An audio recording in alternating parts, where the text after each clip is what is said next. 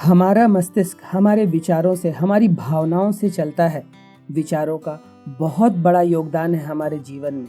इसलिए यह समझना आवश्यक है कि भावनाओं को बदले बिना या उन पर नियंत्रण पाए बिना हम सफलता की चाबी हासिल नहीं कर सकते। इसलिए हमेशा सजगता से पॉजिटिव बातों को ही दिमाग तक आने दें और सिर्फ सकारात्मक ही सोचें। फिर ऐसे में हमारे प्राचीन शास्त्रों या कहें भगवान शिव के द्वारा प्रदत्त विधि द्वारा इसी विचारों का उपयोग कर हम जीवन में जो चाहें वह पा सकते हैं। फिर वह स्वास्थ्य हो, सफलता हो, कोई सिद्धि या कोई शक्ति। तो आज हम आपको एक ऐसी प्राणायाम विधि के बारे में बताने जा रहे हैं जो विचारों के माध्यम से संपूर्ण दिव्यता दे सकता है। अनियमित दिनचर्या और खराब आदतों के कारण शरीर में कई रोग पनपने लगते हैं। यदि प्रतिदिन योग, प्राणायाम व ध्यान के लिए कुछ समय निकाला जाए तो न केवल शरीर निरोग बनेगा बल्कि मन व आत्मा भी दिव्यता से भरते चले जाएंगे। अपने व्यस्त जीवन में कुछ समय इन जादुई यौगिक क्रियाओं को भी दें तथा शरीर स्वस्थ, मन प्रसन्न व आत्मा दिव्य बनाएं। जब भी आप इन यौगिक क्रियाओं का अभ्यास करें तो विशेष ध्यान दें। प्रसन्न चित्त अवस्था के साथ सभी तनावों को भूलकर वर्तमान में रहकर इन यौगिक क्रियाओं का अभ्यास करें, जिससे आपको लाभ दुगना मिलेगा। प्रतिदिन की नियमित यौगिक अभ्यास आपकी भागती हुई जिंदगी में एक नया आनंद ला सकती है। और सबसे जरूरी बात यह है कि नियमितता। जब भी आप कोई छोटे से छोटा या बड़े से बड़ा कार्य नियमित होकर करते हैं तब असंभव कार्य को भी आप संभव बना सकते हैं। तो नियमितता के साथ इन यौगिक क्रियाओं का अभ्यास करें और खूब लाभ लें। तो सही ढंग से यौगिक क्रियाओं का अभ्यास करिए और अपना ही सहयोग अपने आप को उत्कृष्ट मानव बनाने में करिए। तो चलिए आज की यौगिक अभ्यास आरंभ करते हैं। आज हम आपको सगुण प्राणायाम बताने जा रहे हैं। सगुण प्राणायाम करने के लिए किसी भी आसन में व्यवस्थित हो जाइए। हम आपको यहाँ पर पद्मासन लगाकर बताने जा रहे हैं। कमर सीधी करते हुए आंखों को बंद करें। अब 10 बार लंबी गहरी सांस लें और छोड़ें। पूरे उमंग व उत्साह के साथ लंबी और गहरी सांस लें और छोड़ें। 10 बार इस तरह से श्वसन कर लेने के बाद अब श्वसन प्रक्रिया को सामान्य कर लें। अब जिसे भी आप अपना ईश्वर, गुरु या दैवीय ऊर्जा का स्रोत मानते हैं उन्हें स्मरण करना प्रारंभ कर दें। स्वयं को उनसे एक हो जाने दें। अब आप में और उनमें कोई भेद नहीं है। आप दोनों ही एक ऊर्जा से बंधे हुए हैं। इस प्रक्रिया को करने के पूर्व आप अपने ईश्वर, गुरु या उस ऊर्जा स्रोत का कोई भी चित्र या मूर्ति या अन्य कोई प्रतिमान प्रयोग में ला सकते हैं ताकि आपको ध्यान लगाने में आसानी हो। गहरे भक्त या प्रेमी या प्रेमिका बिना किसी बाह्य माध्यम के इसे आसानी से कर सकते हैं। कुछ देर बाद जब श्वास भीतर लें उस समय अपने ईश्वर या गुरु या उस ब्रह्मांडीय शक्ति को अपने भीतर प्रविष्ट होता हुआ महसूस करें। जब भी श्वास भीतर आए उस दैवी ऊर्जा को अपने संपूर्ण शरीर में प्रसारित होता हुआ महसूस करें। साथ ही यह भी महसूस करें कि इस दैवी ऊर्जा से आपके जीवन में अच्छी चीज आ रही हैं। आप उत्तम स्वास्थ्य को उपलब्ध हो रहे हैं। धन, संपदा, मान सम्मान सब कुछ प्राप्त हो रहा है। इस ऊर्जा से जो आपको अपने जीवन में चाहिए उसे अपने जीवन में आता हुआ महसूस करिए। आएगा ऐसा नहीं, वरन महसूस करें कि वह चीज जो आपको चाहिए वह आपके जीवन में उपलब्ध ही है। जितनी देर सहजता के साथ बैठ सके उतनी देर इस विधि का प्रयोग करें। प्रारंभ में इसे 5-10 मिनट से लेकर घंटों इस पर बैठा जा सकता है।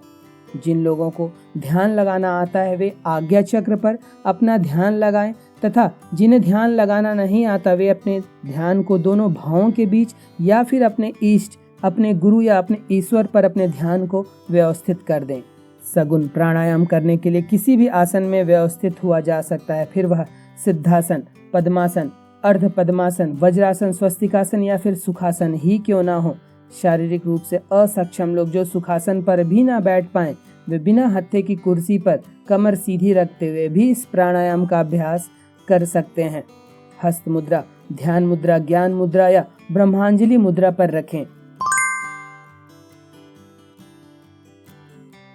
सगुण प्राणायाम ध्यान व प्राणायाम का मिश्रित प्रयोग है, जिसमें ध्यान व प्राणायाम दोनों मिलते हैं, अर्थात एक ऐसा योग जिसमें बिना कुछ किए सारे रोगों का निश्चित नाश होता है। व्यक्ति जो चाहे वह जीवन में पा सकता है, क्योंकि इस क्रिया द्वारा वह अपने विचारों की शक्ति को प्रबल बनाकर दैवीय शक्तियों को प्राप्त करता है। इस प्रक्रिया का लंबे समय तक अभ्यास करने से धीरे धीरे तृतीय नेत्र भी जागृत होने लगता है, जिससे भूत, भविष्य, वर्तमान की घटनाएं एकदम स्पष्ट दिखाई देने लगती हैं। यह दिव्य अनुभव केवल देखने सुनने में ही दिव्य नहीं होते, बल्कि इनके फल भी दिव्य होते हैं। इन दैवीय अनुभवों के साथ आपको कई अन्य लाभ भी मिलते हैं। आपके शरीर की सभी बीमारी धीरे धीरे स्वतः नाश होने लगती हैं, चाहे वे कितनी ही बड़ी व खतरनाक क्यों ना हो। इसके अतिरिक्त शरीर के बुढ़ापे के सभी लक्षणों का भी धीरे धीरे नाश होकर चिर युवा अवस्था की प्राप्ति होती है। पर इन सब प्रक्रियाओं में कितना समय लगेगा, यह कई बातों पर निर्भर करता है, जैसे कौन कितने मनोयोग से इस अभ्यास को कितनी देर कर रहा है, किसकी शरीर वर्तमान में कितनी जर्जर अवस्था में है और किसकी मानसिक पृष्ठभूमि कितनी ज्यादा साफ है। जैसे छोटे बालक जो दुनिया के छल प्रपंच से अबोध होते हैं, साधना में जल्दी तरक्की करते हैं। ऐसे पुरुष या ऐसी महिलाएं जिन्होंने अपने व्यक्तित्व को बिल्कुल निर्दोष व पवित्र कर लिया है, वे भी इस साधना में जल्दी तरक्की करते हैं। यदि मनुष्य स्वयं को अशुद्धियों से दूर रखे तो वह जल्दी उन्नति व प्रसन्नता प्राप्त कर सकता है। इस प्राणायाम के अभ्यास से इन लाभों के अतिरिक्त इस यौगिक क्रिया के अभ्यास से अभ्यासी सहनशील बनता जाता है। सभी प्रकार के मानसिक व शारीरिक लाभ मिलते हैं। मानसिक रूप से ऐसा व्यक्ति शक्तिशाली बनता जाता है। गर्भवती महिला व गर्भ में पल रहे बच्चे के लिए भी अत्यंत लाभकारी प्राणायाम है। शरीर में प्राण शक्ति बढ़ती है। अभ्यासी शुद्ध चरित्र वाला तथा संकल्पवान बनता है। निर्णय क्षमता का विकास होता है। सगुण व निर्गुण दो विरोधाभासी शब्द हैं, जहाँ सगुण का अभिप्राय किसी निश्चित प्रारूप, मूर्ति, तस्वीर या किसी भी अन्य प्रतिमान से है, जबकि निर्गुण में इस तरह के किसी भी प्रतिमान का निषेध होता है। चूंकि इस प्राणायाम को सगुण रूप से अर्थात किसी प्रतिमान को चित्त में ध्यान में रखकर किया जाता है, इसलिए इसे सगुण प्राणायाम कहते हैं। सगुण प्राणायाम के अभ्यास से शरीर की हजारों नाड़ियां व चक्र शुद्ध होते हैं तथा सभी 7 प्रमुख चक्र स्पंदित होते हैं। यह सभी 7 चक्र शुद्ध, सक्रिय व संतुलित होते हैं, जिससे कुंडलिनी ऊर्जा मूलाधार से सहस्त्रार की ओर ऊर्ध्वगामी होती है। अभ्यास स्वच्छ व हवादार जगह पर ही करें, इसका विशेष ध्यान दें। अभ्यास खाली पेट में सूर्योदय के पूर्व या उसके आसपास करना ही लाभदायक होगा। रीढ़ की हड्डी सीधी रखनी अनिवार्य है। बहुत वृद्ध व्यक्ति या कोई बीमार अगर रीढ़ की हड्डी सीधी रखकर बैठने में असक्षम हो तो वे बिस्तर पर सीधे अर्थात पीठ के बल लेटकर भी इस विधि का प्रयोग कर सकता है। मतलब लेटकर ध्यान लगाते समय करवट आपको नहीं लेना है, न ही सीधे लेटे हुए तकिया भी आपको लगाना है।